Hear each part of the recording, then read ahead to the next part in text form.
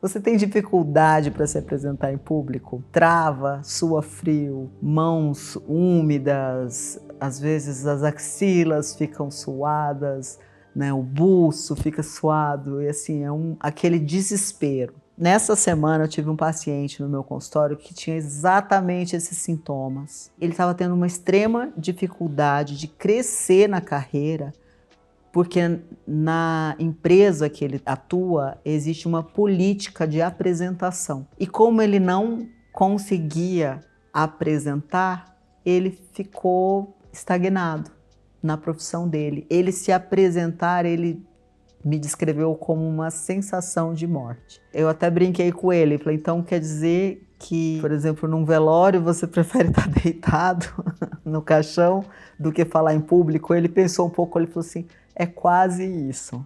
Porque ele não pensava a respeito da morte com o medo que ele tinha de falar em público. E por que que isso acontece? O caso dele é bem interessante. Quando ele era criança, ele tinha um tio que fazia, hoje a gente chama de bullying, né? Para o tio era brincadeira. O tio pegava no pé dele.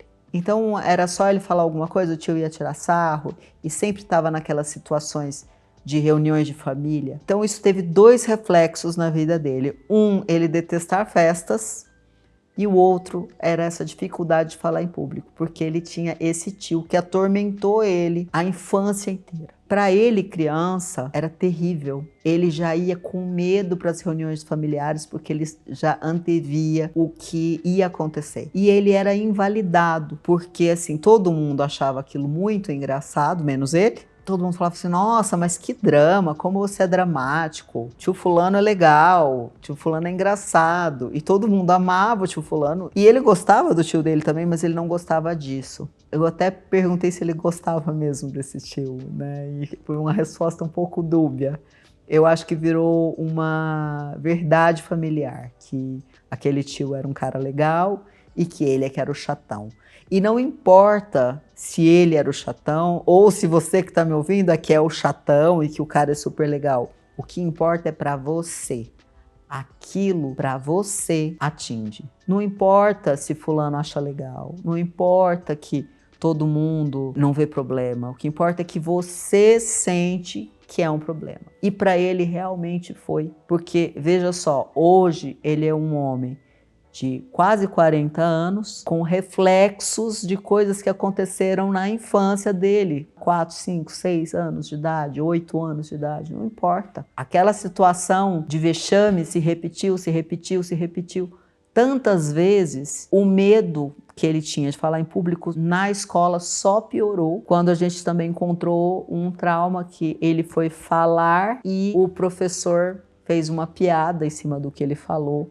E toda a sala riu. Aquela fala do professor encontrou eco na infância dele. Ele já não era mais criança, mas o fato de ter uma sala inteira rindo dele e ele se sentiu extremamente humilhado, da mesma forma que ele se sentiu na infância, ali é como se o copo dele transbordasse. Esse reflexo perdurou tantos anos. Gente, foi tão fácil de encontrar e de ressignificar e de resolver. Eu tô gravando esse vídeo porque hoje de manhã ele me ligou falando que tinha conseguido fazer a apresentação dele. Então, assim, é um vídeo que é feliz, né? Porque eu fico muito feliz com o sucesso dele e sei o quanto aquilo significa para ele. E, novamente, às vezes a pessoa que tem medo de falar em público, ela é ridicularizada até no medo dela. Ai, não acredito, né? Você vai falar na frente só... são seres humanos, né? Todo mundo simplifica o pânico alheio como uma coisa ridícula, que para ele é. Normalmente é a mesma pessoa que morre de medo de barata. Que tem pânico de barata é aquela que critica. Então, é muito fácil a gente julgar o pânico e o medo alheio como bobagem e supervalorizar o próprio medo, né? O próprio pânico. Então, eu fico muito feliz por ele. Esse vídeo é para você, eu fico muito feliz por você. E uma mensagem também para as pessoas que estão enfrentando dificuldade de falar em público, dificuldade, às vezes, com gagueira, dificuldade com pânicos que para o outro é pequenininho, né? Eu acabei de falar o pânico de insetos, o pânico de lagartixas e tantos outros pânicos. Eu tive paciente que tinha pânico do fim do dia, do pôr do sol. Sei que gera uma curiosidade, né, já que eu trouxe o assunto, mas o que acontecia? Essa paciente, quando criança, ao pôr do sol, era quando o pai dela chegava em casa, e o pai dela era extremamente violento. Então, ela cresceu com esse pânico do fim do dia. Ela criança, ela não sabia ver as horas ainda, mas ela sabia que quando ficava com aquela iluminação do fim do dia, o pai dela chegaria e nunca se sabia se ele ia chegar bem ou se ele ia chegar alcoolizado, se ele ia quebrar a casa, se ele ia bater nos filhos. O que ia acontecer era muito imprevisível. Então, ela já senhora, né, tinha um pânico, ela tinha uma sensação de que alguma coisa muito ruim ia acontecer a qualquer momento, que é uma sensação que ela trouxe da criança dela.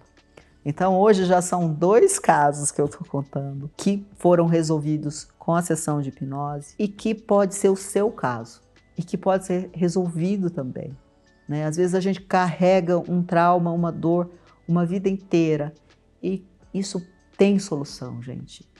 Se você merece mais da vida, você merece ter uma vida legal, uma vida boa para você e livre dessas coisas que não servem para nada. Elas só servem para nos atrasar um pouco mais. Nossa mente age sempre pelo nosso bem. Ela acredita que ela está te protegendo. Da mesma forma que ela dava essa sensação na paciente de que alguma coisa ruim ia acontecer, é para ela se prevenir. É para que ela se escondesse. Só que aquele pai já nem vivo mais está, mas a sequela do que ele foi na vida dela acompanhava ela até a terceira idade. Ela já era uma senhora quando ela finalmente resolveu olhar para isso. O que ela me disse foi: eu não acredito, eu podia ter feito isso tão antes se eu soubesse que era possível. Então, se você conhece alguém que precisa desse vídeo, mande para ela. Talvez seja ela que esteja precisando, talvez seja ela que acha que é impossível, que ela nasceu assim, vai morrer assim, né? Todo mundo com aquela síndrome de Gabriela, né? Que nasceu e vai morrer. E não precisa ser desse jeito. Busca ajuda, gente. A terapia, ela é enriquecedora. Eu vejo pessoas florescerem todos os dias. E essa pessoa pode ser você. E eu espero que você tenha uma linda vida.